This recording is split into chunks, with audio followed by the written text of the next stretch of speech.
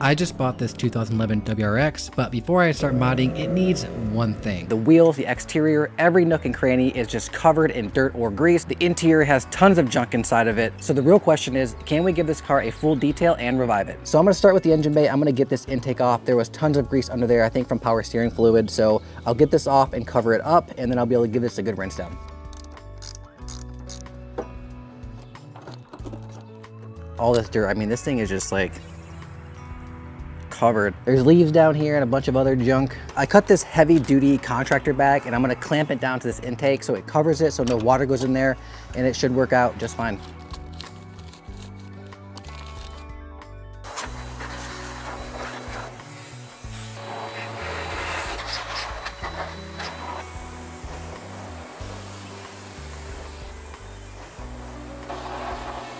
So usually I use Adams, but today I'm testing out Chemical Guys all-purpose cleaner and degreaser.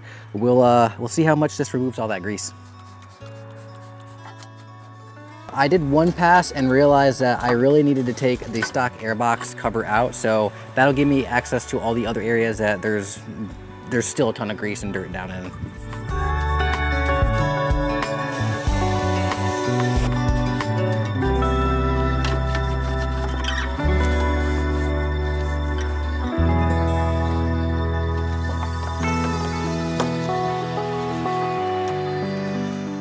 This is probably the longest time I've spent detailing an engine because of how dirty it was. I had to make multiple passes, but the end result was totally worth it.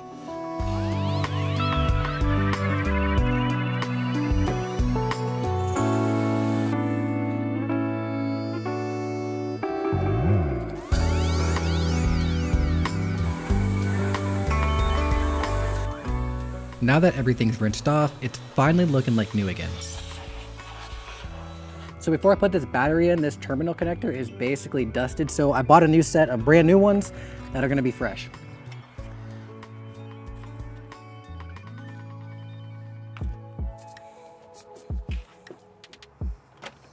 We've got the engine bay fully detailed. It's clean inside and out. There is no more grease, and I've used Adams Polish's all-purpose dressing to touch up all the rubber hoses and plastics, but we're not done yet. And that's because Import Image Racing sent over all this engine bay dress up, so we're gonna clean things up a bit. So first things first, the car is not an STI, but it does have an STI oil cap.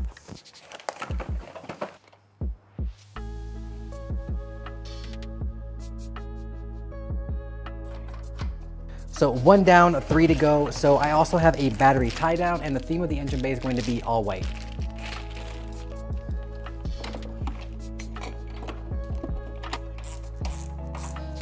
The car originally came with a red pulley cover, but I'm not a fan of the red, especially with the white. It's just gonna contrast too much.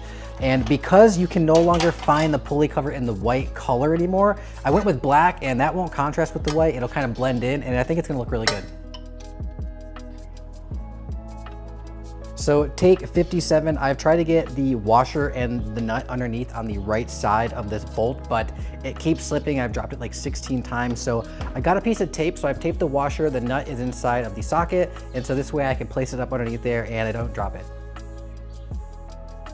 And that is how that's done. So the last thing we've got is a radiator shroud cover. So it looks like this current one was spray painted, and this white one is gonna make a huge difference. It's gonna look really clean.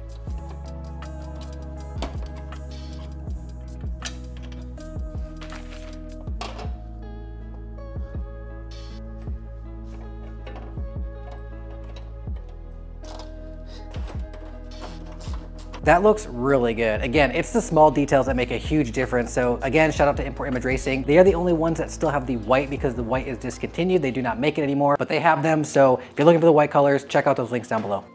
Now that the engine bay is done, it is time to move on to the exterior. It's pretty straightforward. I start with the wheels and move on to a full decontamination to the body.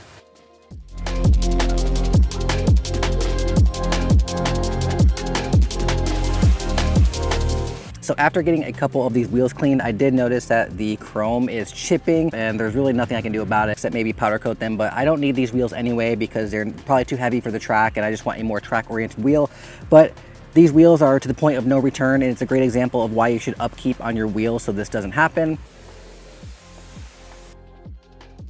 This is also not how you fender roll. It looks like they weren't heated when they were rolled, and because of that it creased and all the paint is chipping and rust is starting to form. So I can probably touch this up the best I can. The fronts I could replace the whole panel, but the backs I can't. So yeah, when you roll your fenders, make sure to apply heat.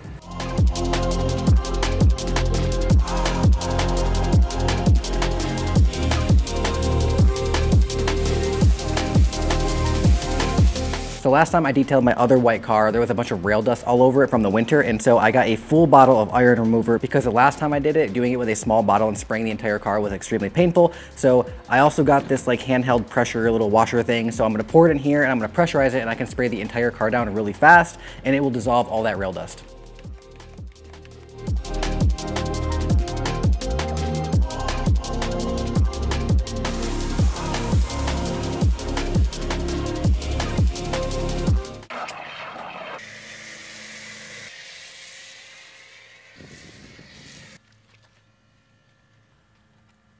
After I finish with the strip wash, I go back and I do one more pass with the Ultra Foam, and this stuff produces so much foam, it's insane.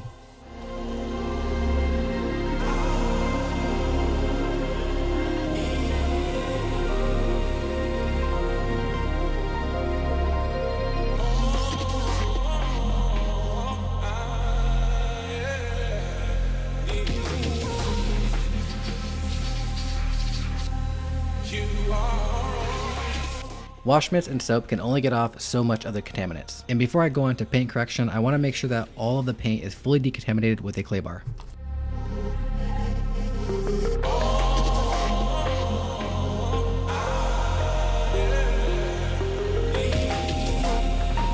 So I've got the exterior clean and decontaminated. Now it's time to move on to the interior.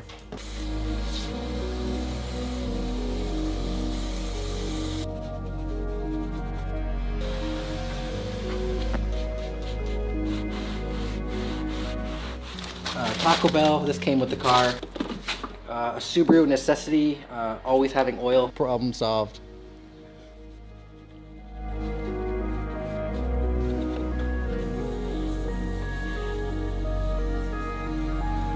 So I've got a ton of zip ties. So fun story about the zip ties. The car was actually my cousin's before this, and he always used to hit something on the highway and he would like just tear up a bumper. So he used to carry around all these zip ties, so when it started flapping around in the wind, he could just zip tie it up.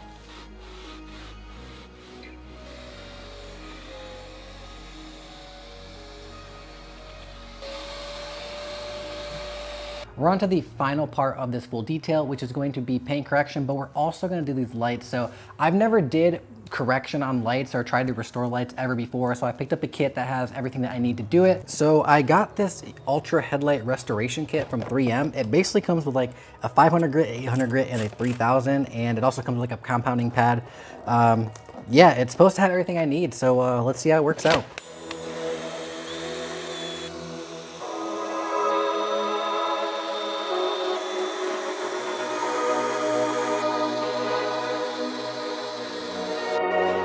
So the first stage is done, which was with a 500 grit, and now I have an 800 grit that I have to do one more pass over to reduce those scratches.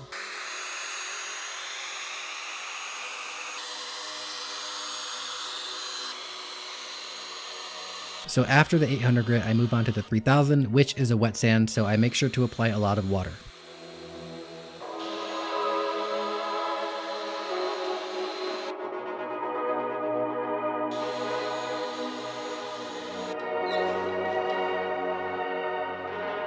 Now this is where I took things a step further and used Meguiar's 105 Ultra Cut and 205 finishing polish to really make these lights shine.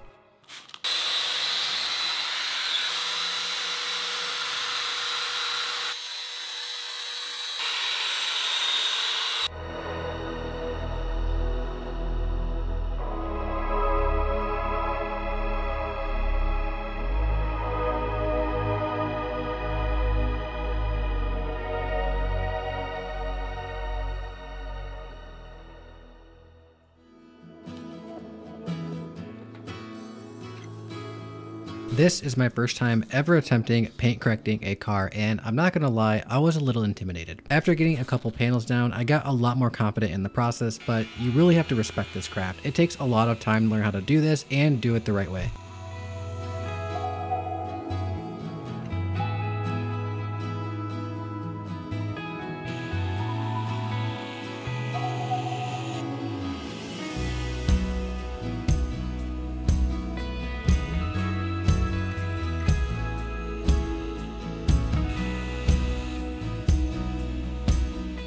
And while I'm definitely no pro at this, I did notice a difference between the paint before and after. A lot of the swirls were gone. There was a couple big scratches I couldn't get out, but all in all, I'm really happy with the result. Now I need to protect the paint, so I have a graphene ceramic spray coating from Adams Polishes. It's the advanced coating, so you just spray it on, it'll like rainbow up, and then you just buff it off. The real question is going to be, how well does it hold up in the elements?